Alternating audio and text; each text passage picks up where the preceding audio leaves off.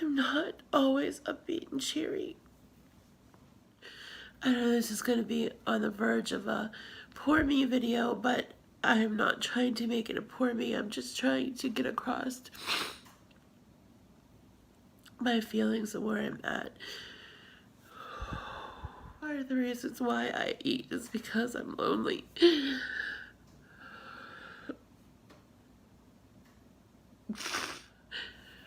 I eat because I'm lonely.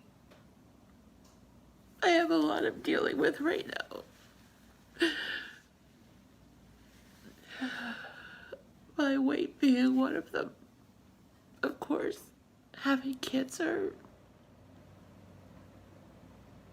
I really don't have anybody.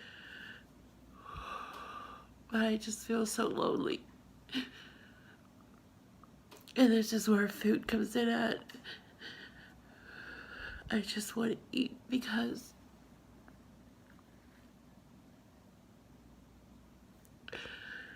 I don't want to deal with the loneliness. I just feel so lonely and I don't know who to talk to about it. I feel like if I talk to people about it, that I'm burdening them, and I don't like to burden people with my problems. That's why I bottle things up and I usually eat over them, is because I don't like to bother other people. This is what a food addiction looks like. If I ever get to a place where I'm in a better place mentally and emotionally and spiritually, physically, all of them, I just want to be able to look back at this time and see how far I've come from being so hurt and lonely to being in a better place, and I hope that time comes. Because right now it doesn't seem like it will ever come. For the past 2 years, I've been in a relationship with an alcoholic. And there were a lot of problems starting out. My fault. Then we got to a point where we decided to honestly try a relationship. And my whole point of entering into the relationship when I first met him was I wanted to fix him. I met him and I knew he was in pain and I knew he was in a bad place. And me being the empath and the codependent that I am, I just wanted to fix him. I want to fix everybody who comes into my life. I can't fix myself, but I want to try hard to fix everybody else because I have all the answers. Or so I would like to think, but we all know that I don't. So it's been a struggle for 2 years. But the last 2 or 3 months have been really difficult. There was a point in time that it got really good and he had stopped drinking, and I thought every time he stops drinking, I think this is going to be it, and it's going to be the time that we move forward and life becomes better. But then eventually he starts drinking again and life gets bad. And I'm not blaming him for everything. I have my own faults, my own issues. But it's become really obvious to me that I can't remain in this relationship because it is destroying me emotionally. One day he'll be in love with me and he'll want a future with me, and the next day he's on the fence and not sure what he wants. And then that plays with my head, and I think, well, it's because of my weight, it's because I'm ugly, all these things. He says it has nothing to do with that, and I have no choice but to believe what he says, but I have reservations about that. I just thought that if I just loved him enough, or loved him right, or was just there for him, and he saw how much I loved him, or if he loved me enough, that it would just be better and it would fix everything, but that's clearly not going to be the case. there have been quite a few comments in my videos when I talk about food addiction. I have an eating disorder. I am a binge addict. I am a compulsive overeater. And I have toyed back and forth over the years with bulimia.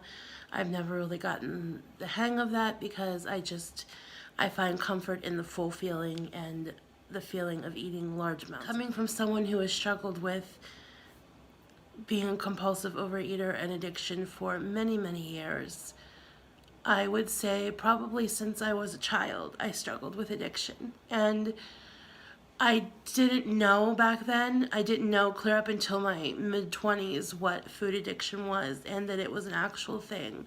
So back in my early days of becoming obese and gaining weight, I was always a chubby child, and I started just gaining weight from there. In the early days, one of my coping mechanisms I've talked about being abused, and one of my coping mechanisms was food.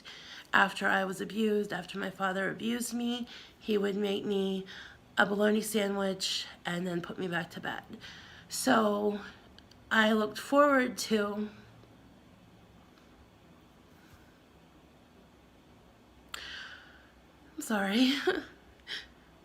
as sad as it is, I look forward to that bologna sandwich after the pain because it was something that soothed the pain because there was something to look forward to afterwards. So it became a quick thing that I learned that food could soothe pain and food was a coping mechanism. I don't think I ever knew what it was like to actually be hungry. I just ate because it was there and because it was available and because it made me feel good. As I got older, into my teen years, I think I've shared this before, the day my mom talked about, or the day that my mom told me about her and my dad getting divorced, things became really volatile in my home, and then the physical abuse, after the sexual abuse kind of like stopped for a while, it was physical abuse. And then when my mom realized that he was physically abusing me, because there was one time where I was kicked down our basement steps. He kicked me down my basement steps with a pair of steel-toed boots on. And I remember when I landed at the bottom of the steps on the cement floor, I couldn't move for a couple moments. And of course, I was only about 8 or 9 at the time, and I didn't realize what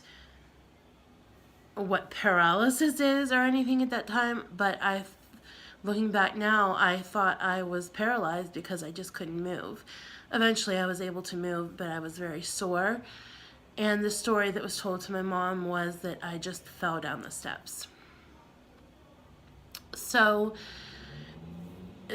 when that kept going on, when my mom realized that I was having all these accidents when she wasn't around and that it was actually abuse, one of the last times was when my dad slapped me across the back and I had a handprint in my back for quite a long time.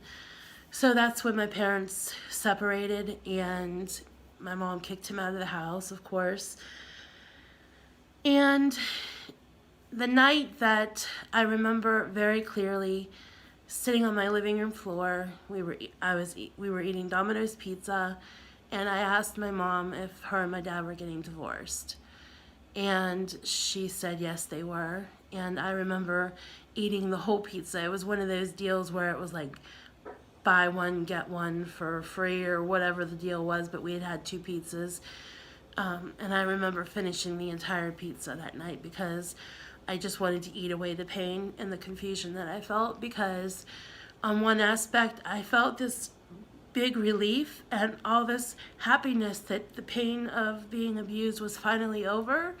But then I was also sad because there were times when my family was happy and my dad was. There were times when he was a good dad and we actually did positive things together.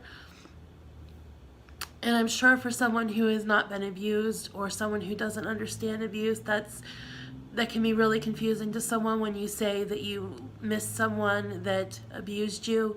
It's not the actual abuse that you miss. It's just what that person represents in your life. And that was my dad. And I didn't know any different. Food started becoming a focal point in my life to deal with confusion and the hurt and even the happiness. So I just ate and ate and ate. And aside from that, food was always a big part of my family. There are overweight people in my family, a lot of overweight people in my family, and food was just, that's how you showed love in my family. So combine those two together, and just the fact that food tastes good, it was just a big problem, obviously.